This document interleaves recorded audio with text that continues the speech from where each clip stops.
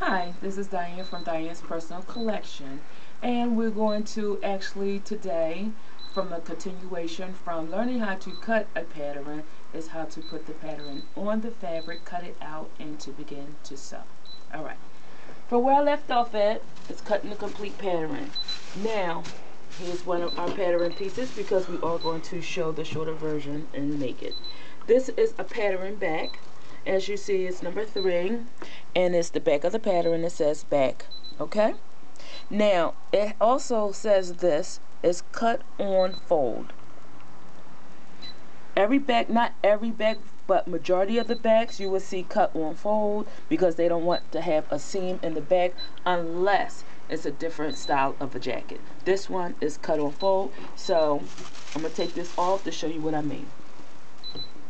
Fabric comes wide, but we fold it in half, okay, to get 2 pieces, 1 piece, okay, but here we fold it in half, and it's always done like that for the majority, for most of the part.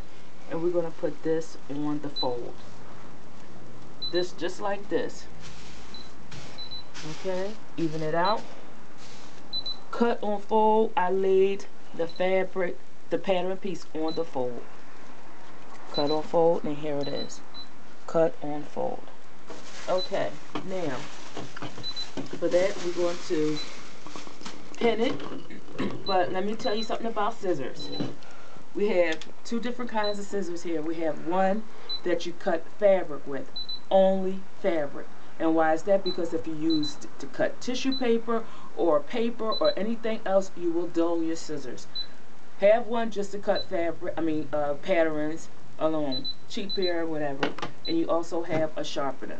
Sharpener is to keep your good scissors sharpened in order to cut your material good. Sorry about that. That slipped, and it happens. Okay, so now I'm going to get some pins, which I should have had, and here's my pencil, and cut the pattern. Here we go. Okay. So now, put some pins in the box, and we're going to start laying this, pinning it. I don't use a whole lot of pins, you don't either, but definitely don't pin it close to where you have to cut. Alright, always pin it away from your cutting edge. So I'm going to pin pretty much the corners so it can stay still.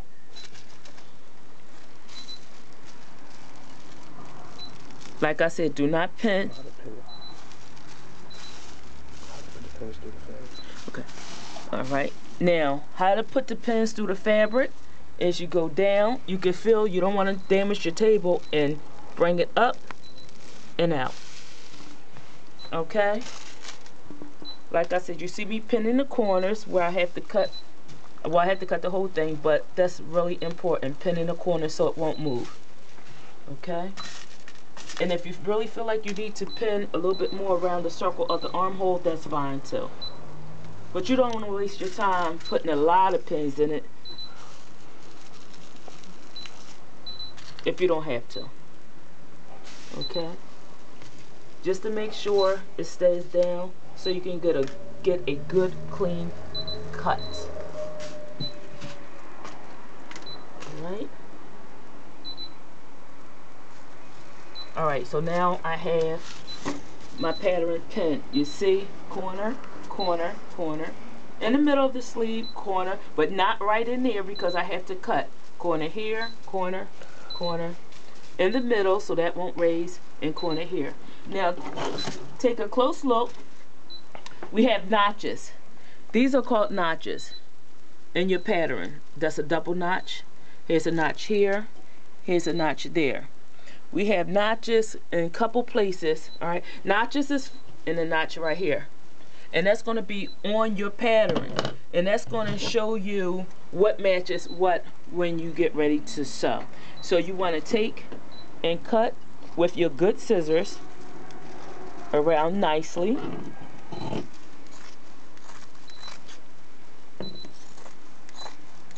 And if you have good scissors and they cut really great, then you'll have a nice clean cut.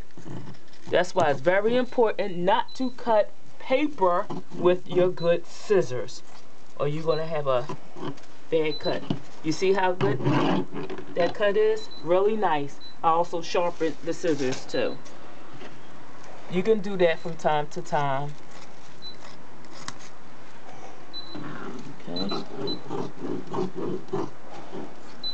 This is my shorter jacket. And remember, like I told you, you can always fold it. Just taking a few pins out to show you. If I wanted it to be a longer jacket, I unpinned it. Okay? And I could have made it a longer jacket. That's my longer jacket. That's the way you don't have to worry about it, cutting it, because you never know what you might want to do later on. Okay? So I'm going to fold that back. Now, the notch is what I was telling you about. You want to take it, and every notch you see, here's a notch. Just nip it. Nip it. Nip it. Nip it. Nip it. Only nip it. Do not cut it, because you're going to cut too much. You're nipping in the seam allowance. That's like I said, so you can know what matches what. I'm not going to take the pins off of this right now because we have more cutting to do. Alright? So now, that's the back of the jacket. Now, we're going to do the front of the jacket. Okay? Now, you're going to look very closely at the front of the jacket. It says, this front says right front. That's your right front. And it says cut 1. That means I'm going to have to open up my fabric. Cut this little end off. I'm going to have to open up my fabric to cut 1 piece. Because if I cut 2, it's going to be 2 rights. We only need 1 right. So, it is very important to also know your fabrics. Some fabrics you can cut upside down, and I will explain that to you in the future, because we're going to have to do that. Okay, in some fabric you have to go in the same direction. With this fabric I have to go in the same direction because it's more like a velour fabric and it can change colors on you. So I'm cutting 1. I laid it out. As you see, there's a whole lot of this left because I had to open it up to cut 1 front. Okay, and that will be my right front. So now I'm going to pin my corner here. Make sure it's nice. Pin in the middle here so that won't move. Okay. Pin this corner. Make sure nothing moves. Pin this corner. This corner. Again in the middle of the armhole. This corner. I have to move it a little bit so we can have a little room. Okay. I'm going to also pin in the middle here because we don't want the middle to move either. Remember, do not go past your cutting point. I'm going to give me a little pin here. And this is the sleeve that's actually extended to the front of the jacket. Remember I was telling you about the extension? What I did was I taped the extension onto the jacket. That's the way it can already be on there, and I don't have to worry about, oh my goodness, where do this belong? The extension is already on it. It had matched the other extension, so we know that's where it belongs. And that's how we can just cut all in one. Save us some time. Okay? And we're going to cut this out like I told you. This is our front. Be very careful. If you have good scissors and you know how to cut really well, you can actually slide like I'm doing. But you pretty much have to have a steady hand. And after this, we're going to continue cutting for the next time.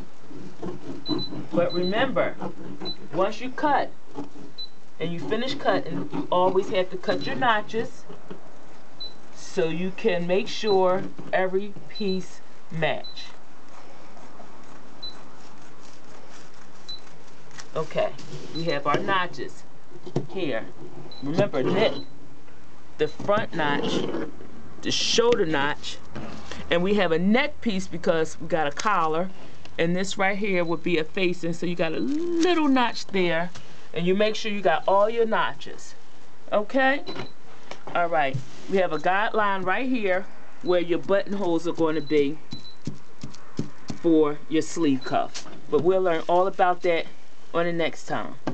All right, so that's the first part of our front of our jacket. We already cut the back of the jacket on the fold.